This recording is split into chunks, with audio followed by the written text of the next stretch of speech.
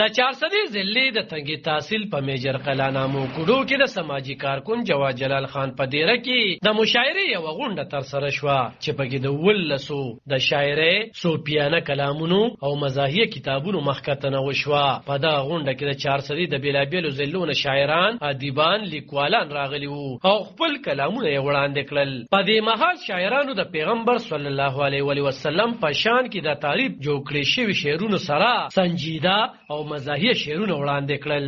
پکائنات کې مسوخ کلی د جانان ندی الله نه پسې د مقام مخ کې مولانا ندی الله قسم خوري د محبوبا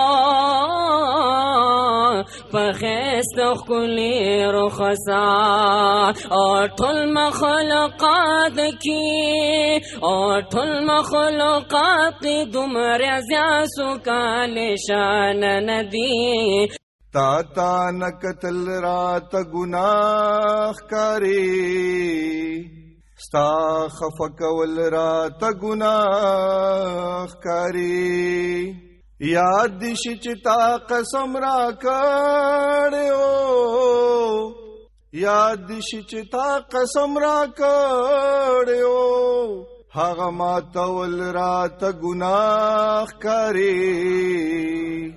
ستا خفکول رات گناہ کاری پرمبیم جړی وباسي تنگ د لاسه د باغوان شو که زما منای راغون شه مونږه حسم کچالان شو او هسه پانی زمون غټي چې ولاړیو په پټی کې دکاندار لکور کوو غټه چې شو تلی ته چابړي کې چې د خرڅ شو کم پاتې بیا خزل د ډیران شو که زما منای راغون شه مونږه حسم کچالان شو.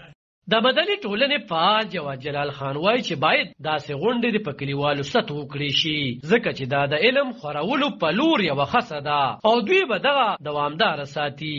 هغه وایي که نه چې د څه نه کول څه بهتره دی دا یو سټپ دی او چې یو قدم ته والو ته د لکونو د زرګونو میل مسل طی کولی شي نو دا زما لومبی سټپ دی. انشاءالله داسې بالم په رواجونو په معاشرتي برایانو او ډېر داسې څیزونو خو ستاسو تعاون له بغیر اسم نشي کېدی. تاسو هم چې تعاون کوئ راځئ موږ له وخت په وخت څنګه چې رالی نو زه ستاسو اول د دې ډاډګیرنه در کوم. دې کې د ټول اشنغرلو او نمونه خو به ماته زبر دغه شمه ډیر زیاتو. دې کې محبوب ګل یاسر صاحب، صافی صاحب، اختر منیر صاحب، بادل صاحب، آزاد اشنغری، صدف صاحب، مطلب کسل شاه صاحب. په دې مهال د بیلابیلو شاعرانو د ولسو کتابونو مخکتنه وشوه. د دغې نه وړاندې د قلم قافلې ادبي جرګې په مشرۍ کې هم یوه د مشاعرې غونډه شوې وه چې پکې ګڼو شاعرانو ګډون کړی و.